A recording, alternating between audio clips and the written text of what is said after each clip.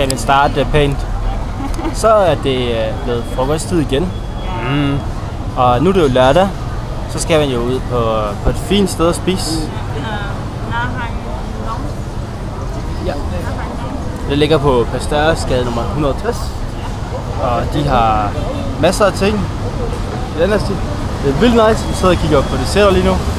Og vi har så bestilt sådan noget kaj og kylling med noget brød for, hvad er det, 15 kroner. Det bliver lækkert. Og i dag der har vi været ude og se, vi kan simpelthen finde noget andet, så kun at kigge på Susanne. Det er sgu okay. I dag så har vi været ude og kigge på Krigsmuseum. Det var meget interessant. Der var masser af gamle ting og sager, som amerikanerne havde forladt. Og folk, hvor var de nogle røvhuller. De er bare tortureret og brændt folk og sådan noget. Sat med nasty.